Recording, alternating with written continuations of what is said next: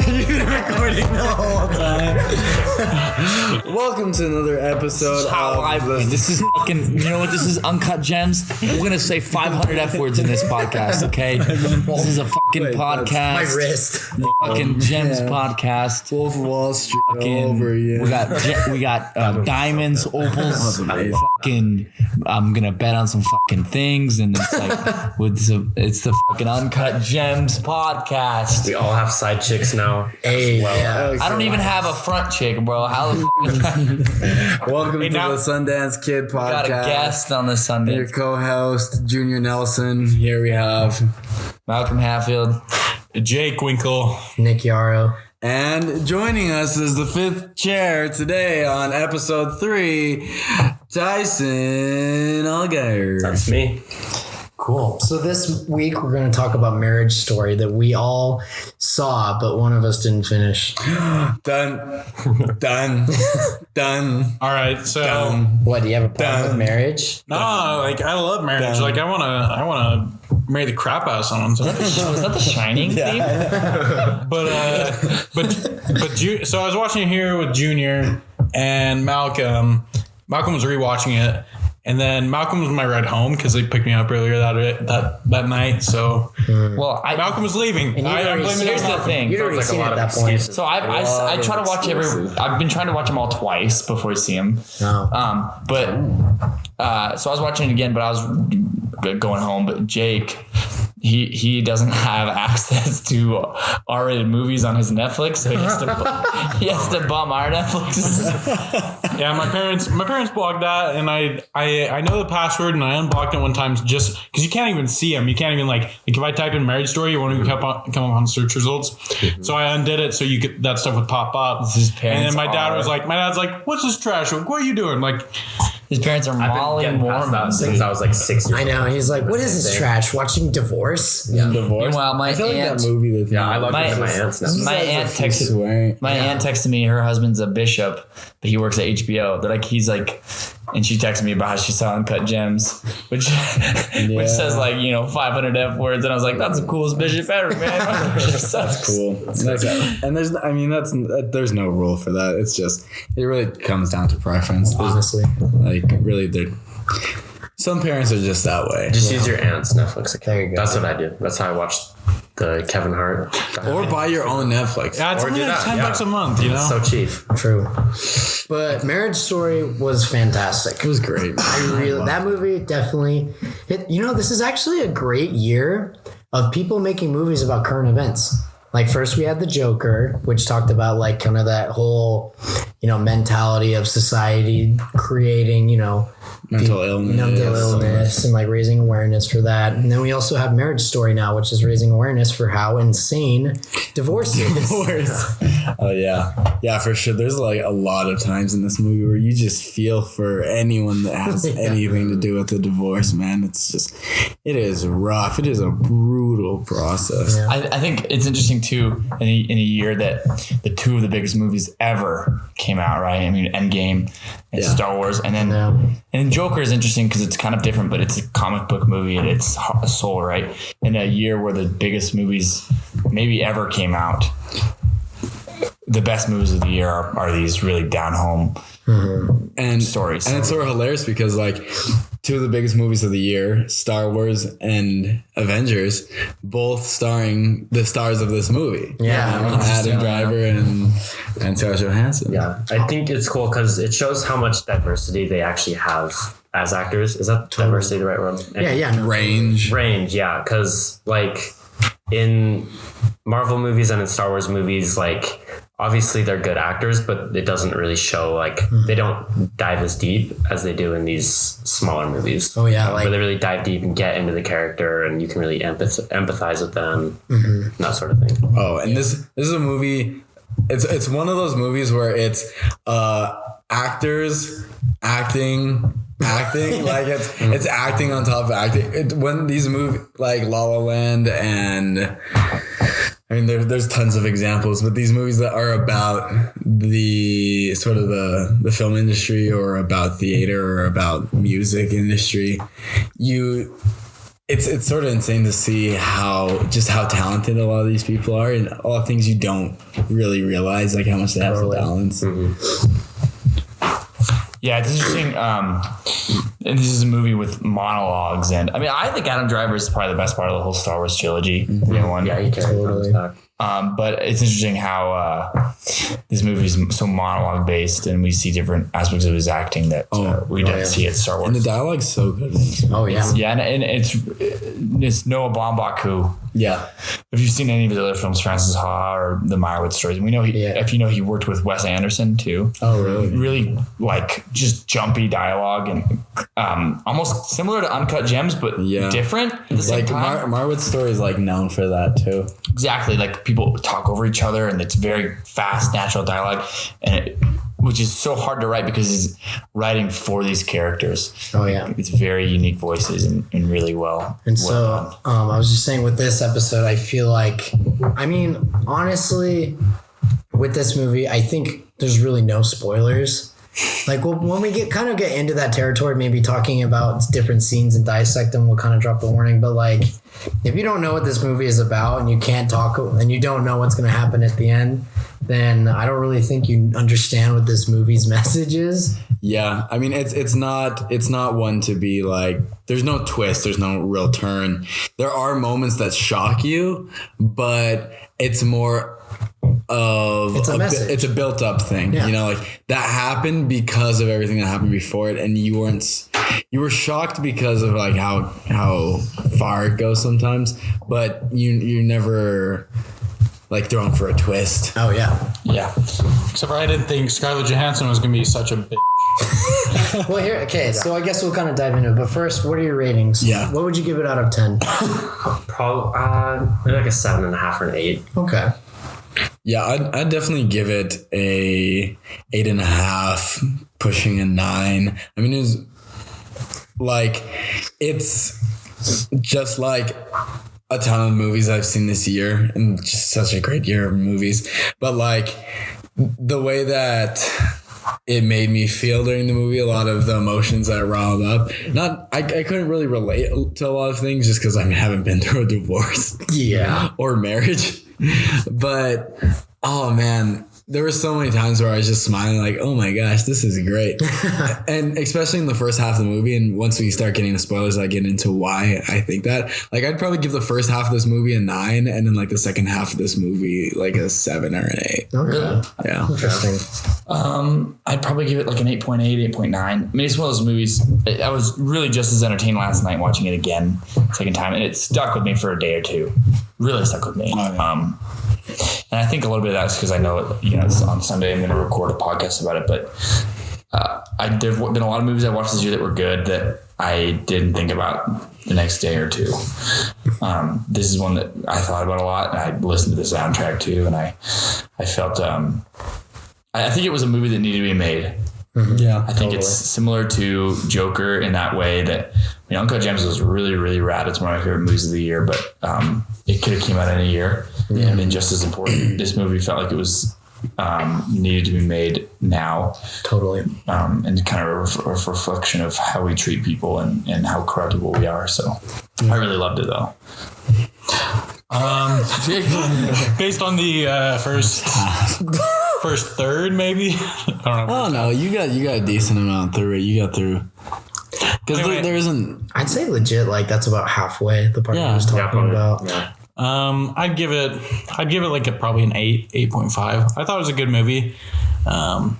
And we need to like review some like crappy movies because every single rating I'm like last time we gave an 8.5, a 9, a 9.5. Like Here's what we need to do. Let's just go see Cats. This is the plan. We need to do 2 movies a podcast.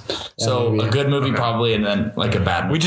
I'd be down to see Cats. The thing is we're gonna argue more about bad movies. Well, we all like this movie. Yeah. We're gonna have a movie where we go where one of us thinks it was better than the rest. Yeah. I mean, and if that was the first episode. If we do, that's true. If we do that though, I feel like we definitely need to pick maybe one in the theater, and maybe one we can all just watch on our own. I agree. Yeah. You can do like older movies too. Yeah. I think we what's important is right now we watch movies leading up to the Oscars. Yeah. And 100%. I mean, Golden Globes happened tonight. I think we can touch on a little bit of that. I mean, we didn't watch, but the Golden Globes or whatever, though. Really. Yeah. But you do sort of get a little look of a few of the movies that are going to be nominated for Oscars. I mean, they're not always the same, but generally they're pretty similar. One of the reasons we haven't done any like crappy movies so far is because last Tuesday was Christmas? Yeah. And then this week the Christmas before that, and this week it was New Year's, and School starts next and Tuesdays when you like get $5 Tuesdays, and we don't want to pay full price for a crappy movie. We don't want to Forget the movie club. like do not support movies that don't deserve money, or they'll make more crappy it? movies. Box. I think so. It's cheaper than Yeah, totally. just normal tickets. Oh, yeah. Movies like that. We're starting to all get the movie club upgrade on the okay. Cinemark app. It's pretty cool. Yeah, It's like $8 a month. I need to look into that more. But I think what I want to rate this movie kind of coming back is I'd give it like an 8.5.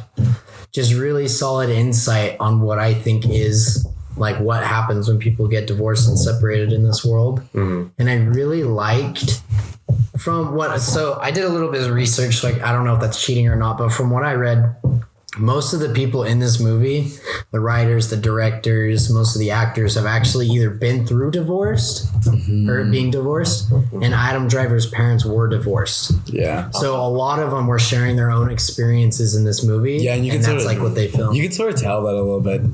There was a lot of things where emotionally, just not even just in the aspect of the divorce, but in a lot of the story elements, you felt that Scarlett Johansson, she related to like her character in a way that was probably deeper than any of us can understand. Oh yeah. Yeah. I think interesting too. I think it's a movie where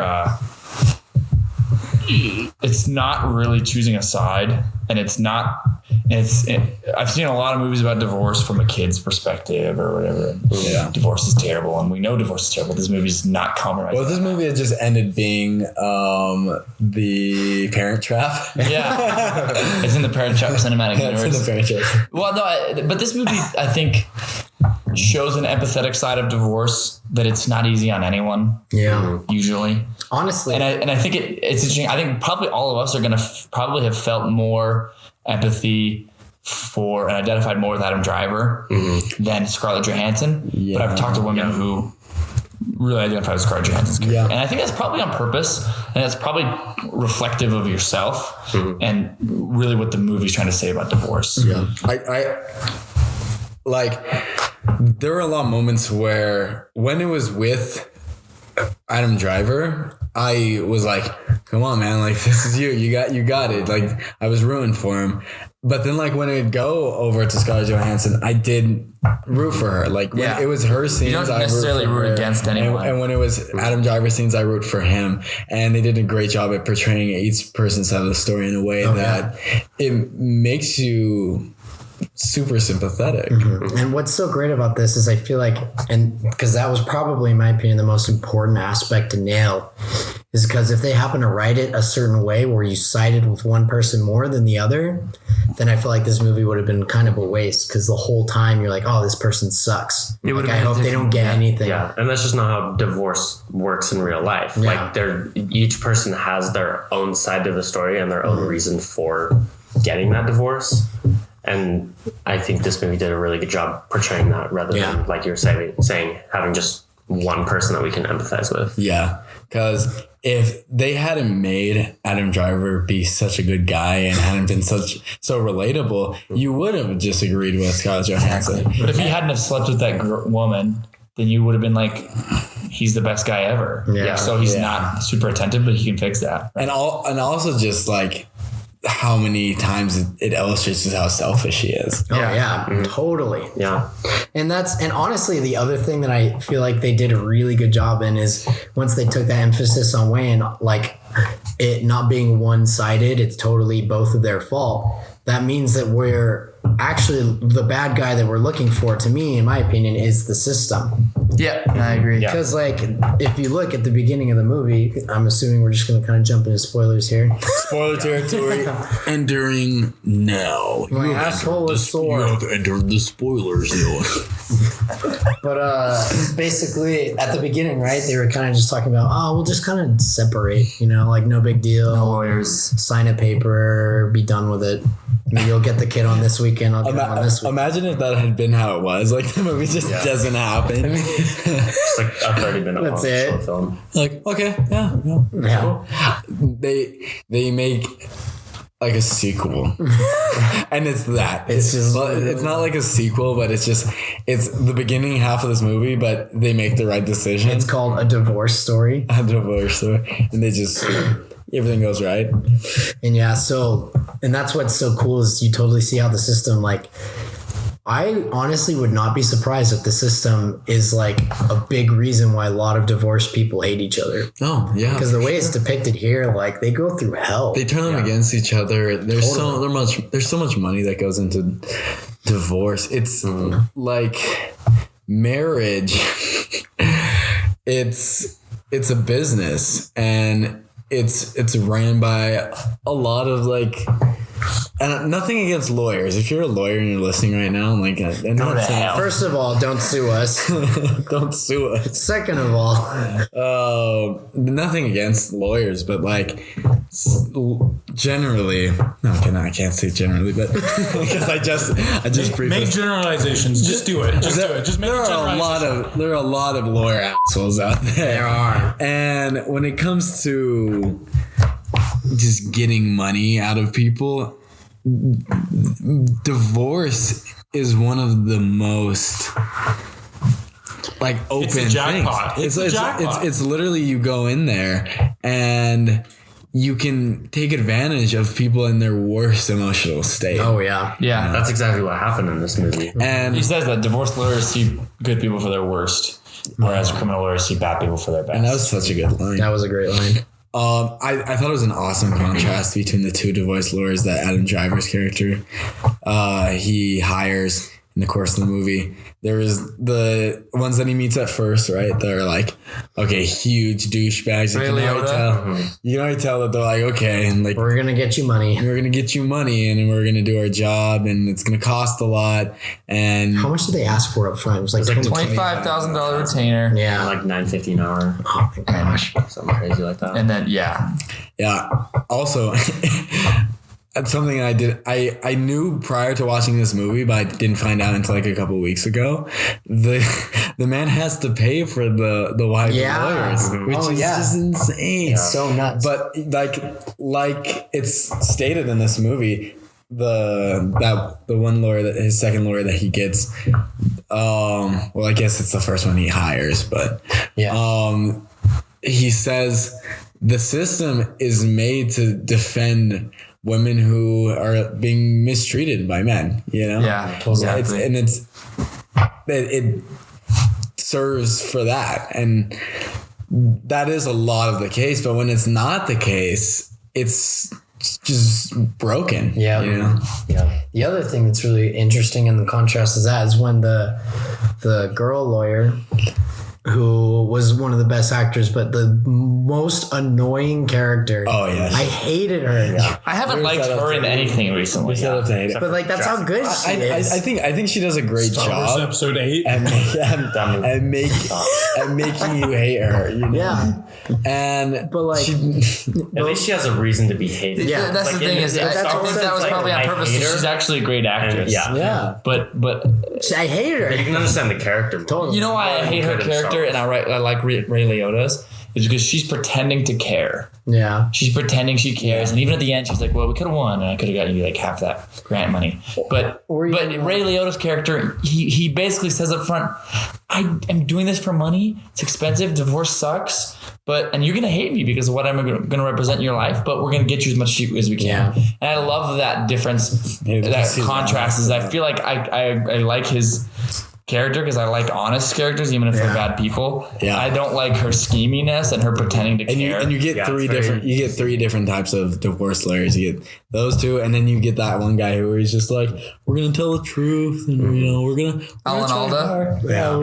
Which sounds good, but it doesn't work. But he ended up getting fired. Yeah. But the saddest part is they could have just settled when it was still him. Yeah. And he would have left with the same thing. He wasted so much money. I mean, he ended up having to just compromise with the Los Angeles thing. Yeah. And like if he had just done that at the beginning of the movie, then it would have been what it was. Yeah. But kind of going back, that contrast that I really like is when she talks about how women are always expected to be the perfect mother. Yeah. Because men weren't, expected to be a good dad until like 20 years ago. Yeah. Yeah. So she's saying like, if you do anything that could compromise your motherhood, then he'll get custody.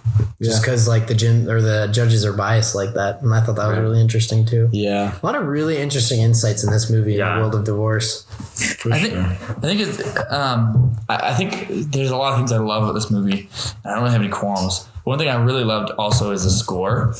And this is one of my proudest moments ever, is I thought, holy shit, man, this movie, it sounds like the music from Monsters, Inc. And then I look up the movie, and both movies were scored by Randy Newman. And I was like, hell yeah, dude. I felt like I had a tune of the year. I was thinking that it reminded me of like a mix of Toy Story and then like Annie.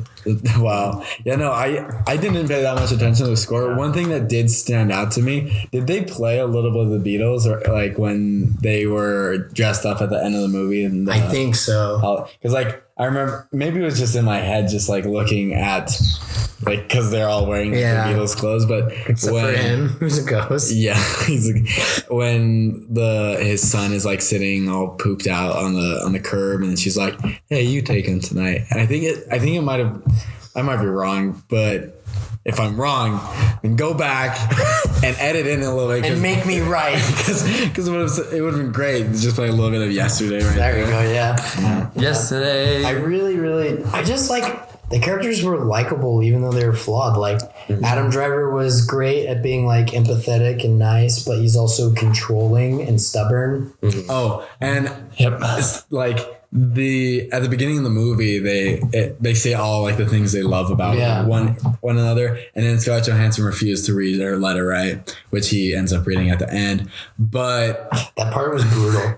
But that therapist that's with them, the marriage counselor, he says like divorce is it's a brutal thing, and usually you're gonna come out of it hating each other. So it's good to at least start out with remembering the things you love. So while you go through this, you can try to remember those things. And the great thing about that is Scarlett Johansson never reads Adam Driver's note, and he only ends up reading her note after everything is already gone through. Mm-hmm. Yep. But that was for us. Yeah. It was for the audience so that we could, empathize, because we know that from the get-go of the movie, we know that Adam Driver is a great dad. We know that Scarlett Johansson like cares and she loves her son. She loves her husband, but it's just not working out. Yeah.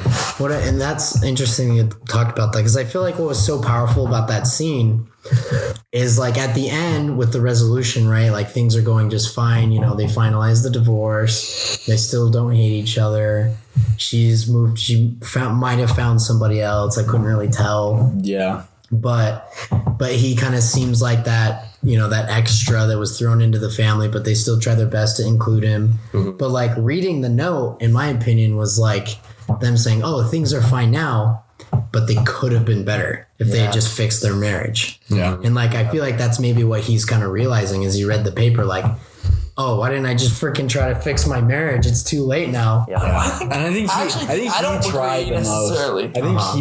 I think he was the one who trying to fix it from the get-go, but also because he was so selfish. He didn't realize he didn't realize the issues in the marriage. Yeah. And so even though he was trying to recover their marriage the whole time, he just wanted things to go back to the way they were. He didn't want to improve anything. He wanted to fix them on his terms. Because everything in their marriage up to that point had been about him. Yeah. That's her biggest quarrel. She felt like everything she had done was through him, and she didn't feel alive yet. Yeah. And I think, so I don't necessarily think that he was feeling, oh man, I could have saved her marriage. I think he was probably feeling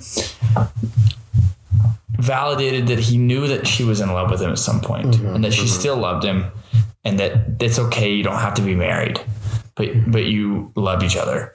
And I think that that's overall the message of the movie. is like divorce literally brings out the worst in people. Yeah. It brings people to people who they never thought they would be to get what they can from their exes.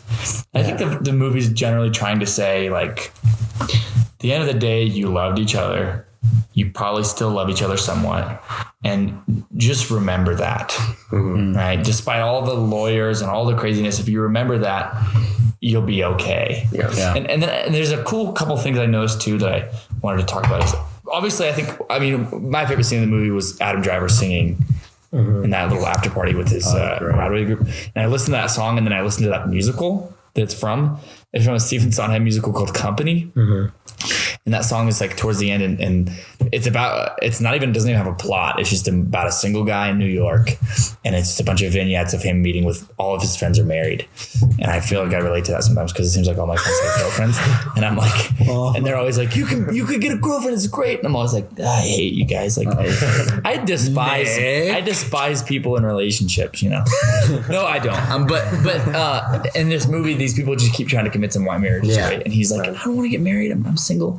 And at the end, he realizes in the play, if he wants in the play, At the end, he realizes this character realizes, you know, he wants to feel alive, despite how hard marriage is, despite all the troubles of it, despite all the relationships, how rocky they can be.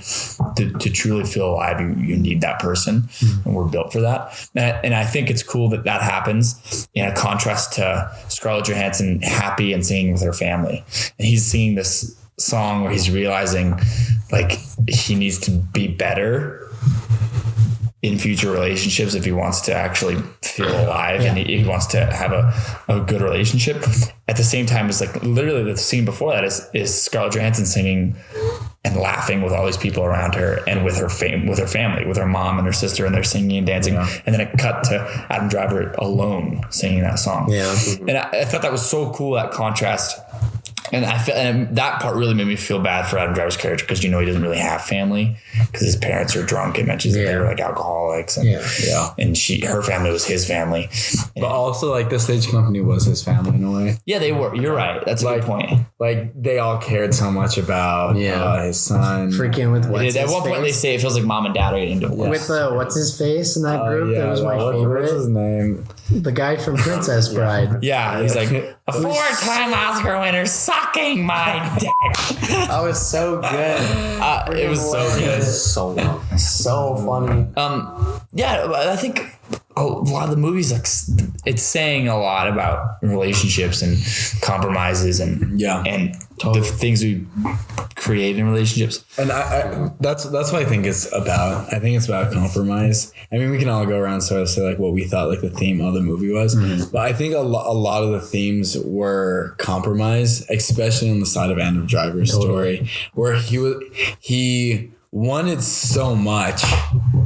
For him, he just had to learn how to compromise and give a little bit back, you know, to Scarlett Johansson's character, to his son. He thinks the whole time that his son just like loves him just like unconditionally just cause he's his dad and that he's there. But he realized that he had to, and I think his son's a brat a lot of the times in the movie. My God. The kid He was pissing me off so much. Like, I get he's going through a hard time, so maybe it's like that was so good. Or like when he was trying to show off to that the child services lady. That was probably my favorite part. That was so crazy. He bleeds everywhere. Cuts his freaking forearm open. I think that like the part where he cuts himself though is a good metaphor for the entire movie. Really? Because he's trying to like show off and do this thing where like I think maybe it's almost like his career maybe where he's trying to show off and make this like big thing, but he ends up cutting himself. And he quite literally bleeds himself out. Yeah, he financially, but he ignores it as well. Where it's fine, and he's just holding it. It's bleeding on his shirt. It's bleeding on the carpet. Oh, I'm fine. That's true, yeah. I think more not so much the part where he cuts himself. Maybe that's not a thing for his career, but the actual cut itself, I think, is a good metaphor for the whole movie. Oh, totally. Right. And then instead of trying to fix it, he doesn't fix it. Yeah, he just ignores it. And there was so many, there. and that's really good. Like, I think he just comes more and more from maybe not starting with that scene, but around that scene, he starts to come into realization, especially after he has a huge argument with Scarlett Johansson. We need to talk about that one too. He starts to come more and more into realization, all the things that he could have done to have not let his marriage go to hell. Yeah. I always wonder too, like, I wish we had a girl that was friends with us. We need. I wish we knew. I want to hear their takes on it because totally. I think we because we're just a bunch of guys. I think we because empathize a little more with Adam Driver. I would love to. I'm like you're calling like Scarlett Johansson a bitch, but she was a bitch. Like he was pretty nice. Like up front, he's like he didn't want sober. She cheated on him. He cheated on her. But what? Yeah, that's true. Both people did a lot of shitty things. But what's presented? I think she kind of manipulated the son. I think. Yeah, I think it was. There's a lot of. She was more open with what she did, but he was more conniving, I would say. Yeah, but also like I think I think the movie's trying to say that neither of these people are bad people. Yeah. They made bad decisions. But also like, they're bad. They're bad in different ways. They're bad at marriage. Just to defend Scarlett Johansson. I think the reason maybe we didn't, or at least I didn't like Scarlett Johansson as much. But I think the reason for that might have been because she was the one that started like the whole lawyer thing. Like she was the first one to go get a lawyer and kind of get the ball rolling with the whole thing. It's kind of like, why did you do that? But like, I think you could watch this movie like for the first time with one, like sort of siding with one character, and then you could watch it again siding with the other one, because there were a lot of moments where I was like, oh, like, man. And like, I don't want to be cliche, but she's emotionally and physically attractive. No. she's emotionally raped a lot of times in this movie, just in ways where it's like she never really got her say in things. Like even with the lawyer, she didn't get her saying things. Yeah. Oh yeah. Because she was like, no, I want it to be nice. And the Laura Dern's character was like a bitch. She was like, if you don't do this in 2 days, we're gonna get. Well, like she was like, I just want it to be nice. I don't want to take any money. I just want it to be quick and easy. And Laura Dern's character calls Adam Driver, and she's like, if you don't call us back in 2 days, we're going to take everything you have. Totally lies to him. Right? And it's like, again, you're right. You feel bad for Scarlett Johansson's character because her character is so nice and so sweet. And that's almost her character's weakness in life, is that she was so nice and she just did everything that her husband wanted to do for so long that she realized she didn't have a career that was her own. Yeah, he did the freaking very dishes. Agreeable throughout the whole marriage. And a bit of a pushover, a lot of resentment. But if Adam Driver had just done things for her, like I love when the lawyers are there in front of the judge and they're preventing they're preventing everyone's sides, and I mean they're taking words out of their client's mouth. Speaking of which, Laura Dern just won supporting actress for that role. Nice. Which I think is totally. Yeah. I don't know. It's a good actress when you really, really hate her. Yeah. Unless she really is just a huge. See, the problem is I haven't seen the other movies that were nominated, so she's good. But she's good in it because she makes you hate her character. I think that was my favorite scene though, is when they finally went to the nitty gritty in trial, and because the whole scene, they don't say anything until the very end when Adam Driver kind of replies to what she says. So the lawyers are literally pretending to be them. Yeah. And like they're creating their own narratives, and it shows you how much. Obviously, on literally Adam Driver, bringing out the worst in them. Yeah. Obviously, on Adam Driver's side, his lawyer doesn't really know that much about him, and he just presents what the information that he has. Because Adam Driver is sort of closed, he doesn't give away all the information. Whereas Scarlett Johansson, she probably sat there for hours just talking Laura Dern's character, just spilling her guts. Yeah. But it goes to show that her as an attorney was only picking out the things that she could use in those conversations, and she doesn't actually know Scarlett Johansson's character. Mm-hmm. She doesn't know her in a personal way. She knows how to defend her in court, but beyond that, it's super superficial, and that's why you hate her so much. But at the same time, that's her job. Right? Like that's what she's supposed to do. The other thing with so many other people. The other thing that I really liked about lawyers is it's totally, I feel like, a talent to be able to take literally any event and turn it into like something bigger. Like, like your buddy goes over the fridge, puts a cup in the water, like the water filter, so you can get a drink, drops the glass, and then to have a lawyer be like, this person's inability to have motor functions in order to drink a glass of water is the reason why he'd be a bad father. Yeah. Like the fact that they did that, because there was crap that happened throughout the movie. You didn't give it second thought. And then when they brought it up in court, like, oh, he can't buckle his seatbelt for the child's seat that his child will be sitting in, driving on the street. And I would have been really curious to, because I think it's such a great illustration of not only how much Adam Driver's character cares about his son, but also how much he actually doesn't know his son. When the lady comes and she comes to observe them eat dinner together.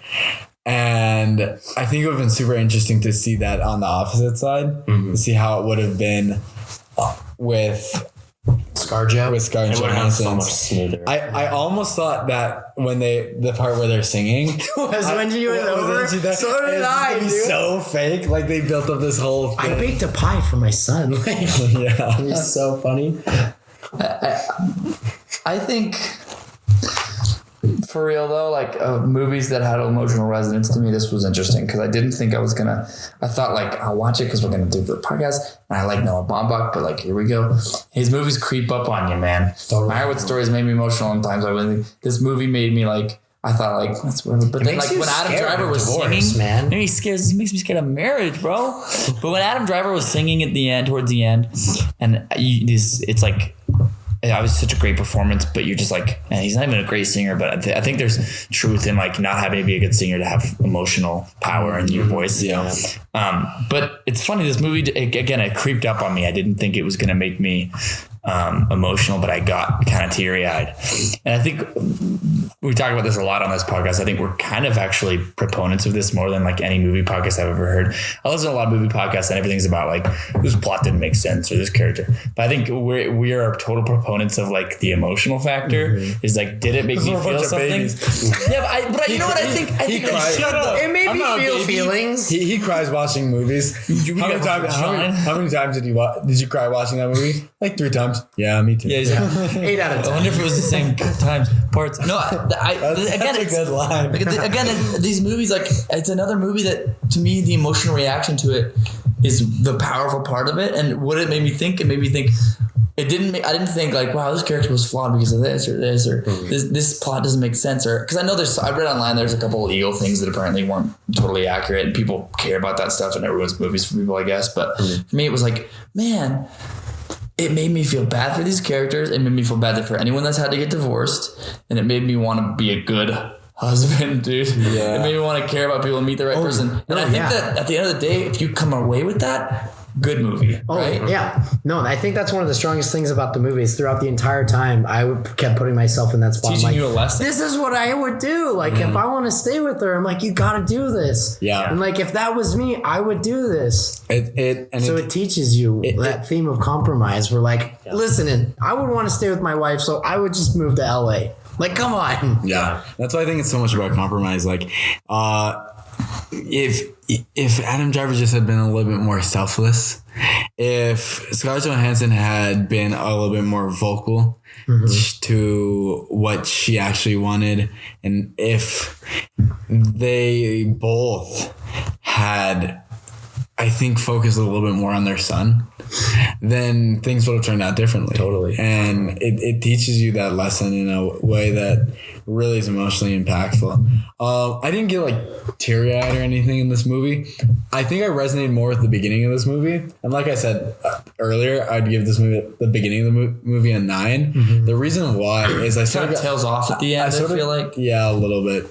I like so much the beginning of this movie because it gave me the same sort of feel I got watching Whiplash and La La Land, where it's like, oh, this is a cool look into like theater in New York and like up and coming musicals or up and coming. He does avant-garde plays, but like when it shows them all on set there as the pilot of her show. Her show. And it's a cool look into see like, oh, how do these people interact? Like she was in a movie like when she was younger, and she gets recognized a little bit, but it's been so Girl long. that showed her tits. It's been so long, and like how people interact with one another and like in this business. I think I would have liked if they could have continued with that throughout the whole film. Like when the lawyers first meet them, they talk about like, oh, like what have you done? Like I know, and it's. I think that part of the movie really is interesting, and they could have played up a little bit more on that, I think. Yeah, I mean, to me, it just feels like it's a movie about these two people. Yeah, it's funny. I like these movies. As a white guy, I love these movies because I watch a lot of movies like there's action movies and there's movies about people from really hard places, and they're great. But I really identify with like Wes Anderson type movies, like this one, where like the relations of white Wes privilege. Anderson. Yeah, well, like these white upper middle class stories where it's like they have problems too. They're just different. Like these families, like they just don't know how to love each other. They don't know how to show affection, and they have Knives Out. Yeah, they have trouble with their fathers. I think about the Royal Tenenbaums, which I think Noah Baumbach helped write too. There's marriage stories. Like, yeah, they're people that aren't struggling financially necessarily, but their problems are somewhere else. And it's problems that I'm probably more likely to relate to in my life. Yeah. Just because I'm a middle class white guy with like a pretty good amount of privilege. Yeah, it's not like... so I like these movies a lot because of that. It's not like 8 Mile... Yeah, I'm not like... I'm like, wow, I hope Eminem wins the battle, but I'm not like, well, I've been in situations where I... last time I was in a rap battle. I mean, last time I was living in a trailer park. And two trailer park girls going around the outside, Around the outside. But the other thing I wanted to talk about real quick is when the first trailer dropped for this movie, that was probably... I actually wanted to talk to you guys about this. We need to make a podcast where we talk about best and worst trailers in the last month. Yeah. Because the trailer for this movie is awful. Really? It's the climax when they're yelling at each other. That's really? the trailer. Oh, yeah. That's so dumb. It's horrible because everyone's watching. I didn't know that I'm glad I didn't see any of the trailers. Exactly. I didn't see anything for it. Because I like, thought it was a good movie. I was like, oh, okay, I'll check it out. yeah. And To be honest, I just want to say real quick, everyone was saying like, oh, this movie's going to suck. It's just going to be them yelling at each other for 2 hours. Yeah. But what's so great about I guess I expected that too. Exactly. And what's so great about that scene where they explode is the build up behind That is the That's what makes it so impactful. That scene is the theme of the movie. Oh, yeah. That is the absolute worst in them. And they say things they don't mean, and then they immediately feel terrible about it because it's not who they really are. It's bringing out the darkest parts of them. So that is interesting that's the trailer. That's weird. Exactly. Netflix is tough with trailers too. Honestly, Marriage Story is great. We recommend it. Yeah, for sure. So go and see this movie. It's on Netflix. You already have Netflix. I know you're doing the Netflix and chills. Yep. And if you don't have Netflix, we know you're logged into like your cousin Greg's. Yeah. I'm at the point where I tell my parents which movies to watch. Like my parents, I told them about Marriage Story, and the next day they text me. They're like, "Whoa!" Yeah. They're like, my mom was like, "That was really good." And now I've been listening to all these Stephen Sondheim musicals because of that song. No, straight up, I talked to my parents. I was like, Uncut Gems is really good, but I don't think you guys would like it. Yeah, that's I told my mom that too. Because my parents are they hate language. Like they know I watch like podcasts and movies like this where they're like swearing and all that stuff, and they hate it so much. I feel like that's a generational thing too, though. I mean, my dad and I love Pulp Fiction, but my mom doesn't really love it. I think my dad would like Uncut Gems. I don't know if my mom would. Yeah, my parents would both hate. I think my dad would actually love Uncut Gems, but I think my mom would be like, they wouldn't. They wouldn't even know. The only people who I know have seen it are people like probably go and see it. I don't know, but like Zane and Max, like those guys. Yeah. Jordan would like it. Jordan would like it. The only people who I know who have seen it are people I told to see it. Yeah, he does. No, yeah, exactly. I haven't yet to run into anyone that's seen it. But oh man, after watching this and watching Uncut Gems this whole week, I've been thinking about the Joker. Dude, I need to watch Joker. I've seen it twice. Really? Yeah, I want to see it again. I remember walking out the first time I felt like gross like that, and I was like, I don't want that movie to be in my head, and I didn't want to listen to the soundtrack or anything. I listened to the soundtrack, and then the week after I was like, okay, it's such a good soundtrack, and I listened to the whole thing. That's how I felt after Hereditary. Honestly, Joker made me feel like I came out and I was thinking about killing people. Yeah, no, I was like, okay, That movie was so scary. So He's like, you're gonna fucking regret that one day. You're like, what? He's like, I remember. it's like, I'm gonna fucking kill you, dude. you get a text from him. He's holding a Glock. Don't come to the podcast tomorrow. Just to Malcolm. I'm like, hell yeah, dude. Me and Jake are buddies. Like school shooting at someone's house. Don't come to the podcast. Don't come to the podcast tomorrow. You were the only one that was nice to me.